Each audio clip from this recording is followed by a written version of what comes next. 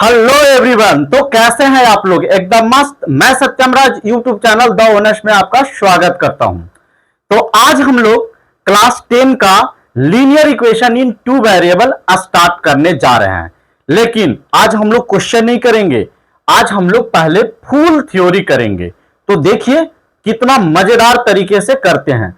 हाँ, एक बात याद रखिएगा, आप लोग वीडियो के लास्ट तक जरूर बने रखिए, क्योंकि आज मैं ऐसा समझाने वाला हूं कि आपको ये वीडियो देखने के बाद आपको linear equation in two variable का एक भी क्वेश्चन आपसे नहीं छूटेगा।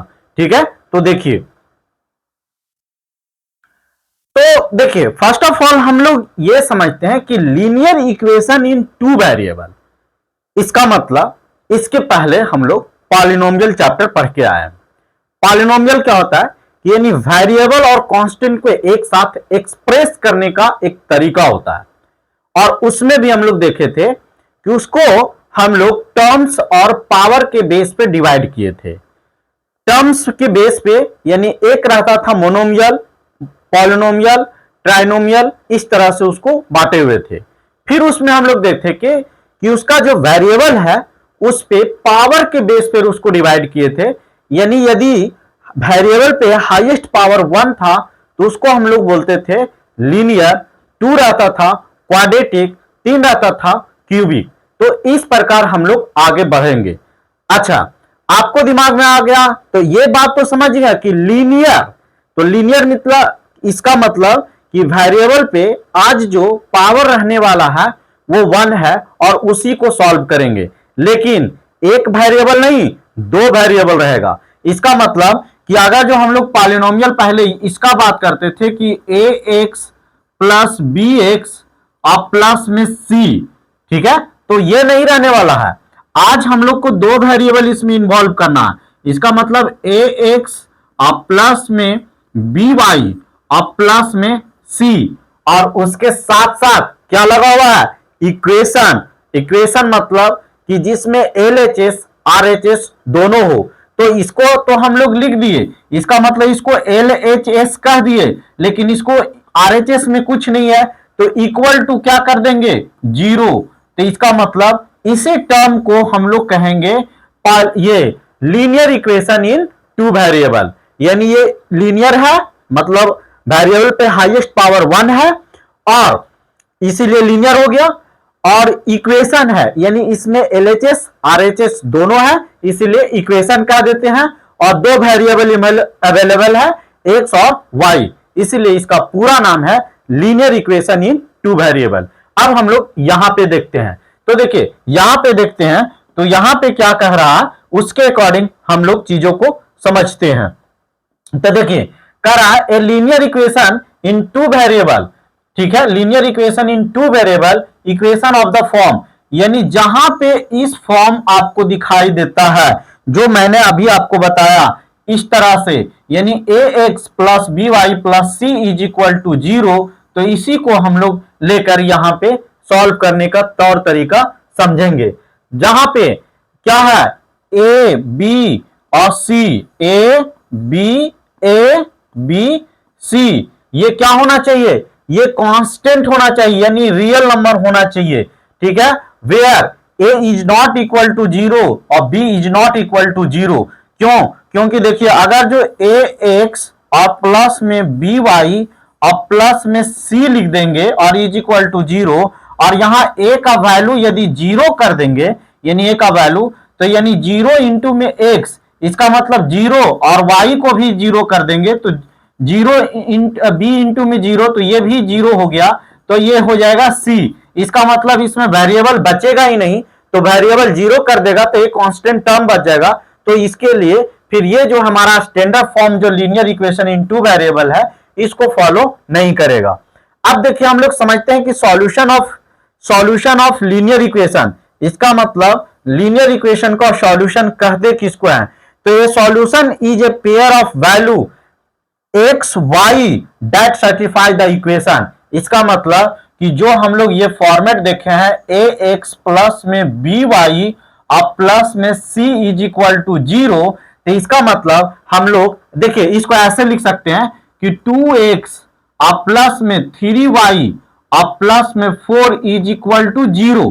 तो आप यहां पे बात ये समझिए, इस फॉर्मेट को देखकर आपको ये समझ में आ रहा होगा कि यहां पे x और y, तो इसका मतलब कि इसको यहां पे x और y का क्या ऐसा वैल्यू पुट करे जिसके कारण इधर इसको, यानी कहने का मतलब LHS को सॉल्व करे तो उसका वैल्यू क्या आ जाए, 0 आ जाए। यानी किस वैल्यू के लिए ये LHS जो है वो 0 है।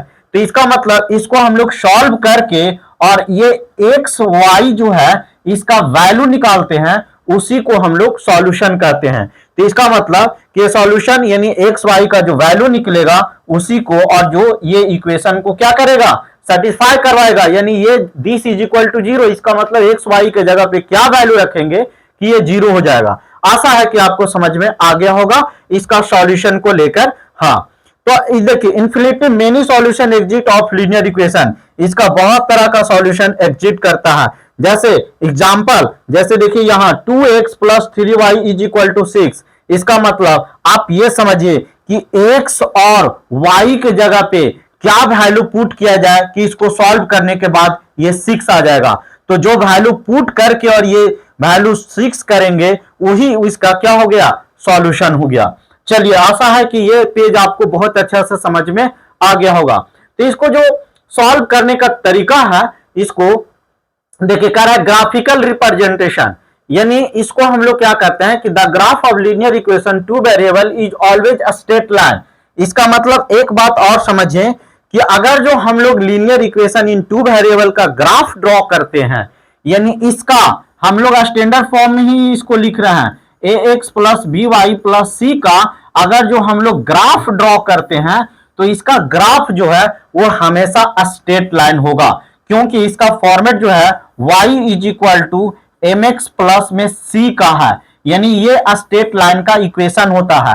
तो देखिए ये भी वही फॉर्मेट में है, इसीलिए linear equation in two variable का जो ग्राफ ड्रॉ करेंगे वो हमेशा जो होता है वो स्ट्रेट लाइन होता है। यानी फाइंड एनी टू और मोर सॉल्यूशन, इसकी हेल्प से, ठीक है, प्लॉट करें, plot the point on graph, और ग्राफ पर हम लोग फिर पॉइंट ग्राफ अथी करेंगे, join them get a straight line. और जब हम लोग, जैसे कहने का मतलब कि ये जब इसको सॉल्व करेंगे और एक्स वाई का वैल्यू रखते जाएंगे, फिर उसको हम लोग ऐसे करके और इसको पॉइंट को मिलाएंगे, यानी ये पॉइंट जहां पे एक्स और वाई कट करेगा फिर दूसरा इक्वेशन रहेगा, तो दोनों से अगर जो हम लोग ड्रॉ करेंगे, दोनों पॉइंट से ड्रॉ करेंगे तो वह स्ट्रेट लाइन होगा। ठीक है, क्लियर। अब देखिए हम लोग नेक्स्ट आगे बढ़ते हैं। अगर जो नहीं समझ में आया तो आप जरूर कमेंट में कमेंट कीजिएगा कि कहां पे आप लोग को दिक्कत होता है। चलिए यहां पे बात करते हैं methods of solving of pair of linear equation, यानी लीनियर इक्वेशन का सॉल्व करने का तरीका क्या है, लीनियर इक्वेशन को हम लोग सॉल्व कैसे करते हैं। तो इसको दो मेथड से सॉल्व किया जाता है, यानी linear equation in two variable, जो एक्स वाई वेरिएबल है उसका वैल्यू जो कैसे निकालते हैं, यानी उसी को हम लोग सॉल्यूशन करते हैं। तो उसको सॉल्व करने का दो तरीका होता है, यानी दो मेथड होता है। पहला जो मेथड, अच्छा ग्राफ के बारे में ये जो प्रीवियस पेज है, ये जो है ना, इसको और हम अलग से बात करेंगे। इसको ग्राफिकल रिप्रेजेंटेशन जब ग्राफ पढ़ाएंगे तो वहां पर आपको बताएंगे कि कैसे ग्राफ ड्रॉ किया जाता है। इसका मतलब इसमें एक बात खाली आप ध्यान से समझिए कि जब हम लोग linear equation in two variable का ग्राफ ड्रॉ करेंगे तो वो हमेशा स्ट्रेट लाइन होगा। तो स्ट्रेट लाइन कैसे ड्रॉ किया गया, जब तक कि दो पॉइंट नहीं मिलेगा तो कैसे हम लोग कोई स्ट्रेट लाइन ड्रॉ, क्योंकि एक पॉइंट से बहुत सारा ऐसे करके क्रॉस किया जाता है, यानी स्ट्रेट, इसीलिए इस पे जब हम प्लॉट करेंगे तो दो नहीं मिलेगा। और ये ऐसे भी ये जो है स्ट्रेट लाइन की इक्वेशन को सेटिस्फाई करता है, यानी y is equal to M X plus C. ठीक है, तो इसको हम लोग ग्राफ में बहुत डिटेल से समझेंगे। बात यहां पे आता है कि जो हम लोग सॉल्व करेंगे तो उसको दो मेथड से सॉल्व करेंगे।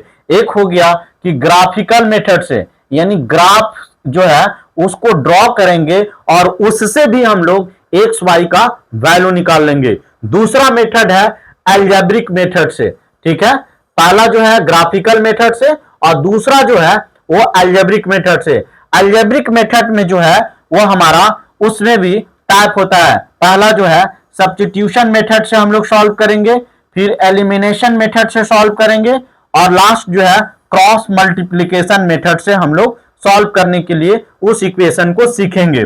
लेकिन बच्चों ये जो क्रॉस मल्टीप्लीकेशन है ये हम लोग को सिलेबस में हटा दिया गया है। तो इसका मतलब कि जो हम लोग linear equation in two variable को जो सॉल्व करेंगे वो दो मेथड से, एक ग्राफिकल और एक एल्जेब्रिक। एल्जेब्रिक में भी दो मेथड है, एक सब्स्टिट्यूशन और एक एलिमिनेशन। हम लोग इसको बहुत अच्छा से सीखेंगे कि सब्स्टिट्यूशन से कैसे सॉल्व किया जाता है।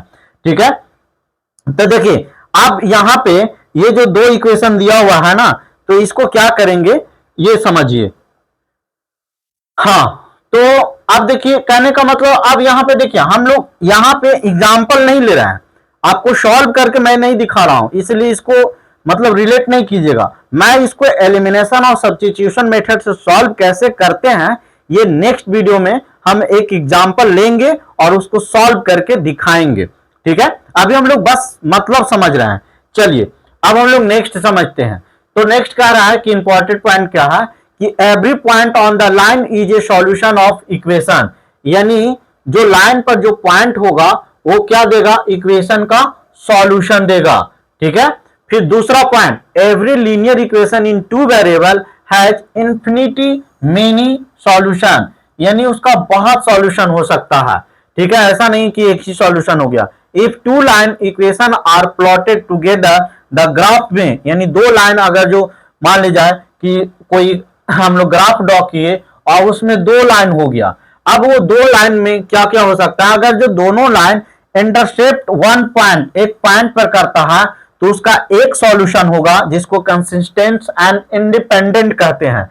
अगर जो वो लाइन पैरेलल हो गया, यानी ये जो लाइन हम लोग एक्स और वाई पर ड्रॉ करेंगे और ये लाइन जो हम लोग ड्रॉ किए और ये एक दूसरे को पैरेलल हो गया, तो उसका मतलब कि नो सॉल्यूशन, यानी जब हम लोग ग्राफ ड्रॉ करेंगे और लाइन पैरेलल ऐसे ड्रॉ हो जाएगा तो उसका मतलब लो सॉल्यूशन। अगर जो सेम लाइन हो जाएगा तो इसका मतलब इनफाइनाइट सॉल्यूशन हो जाएगा जो कंसिस्टेंट एंड डिपेंडेंट होगा।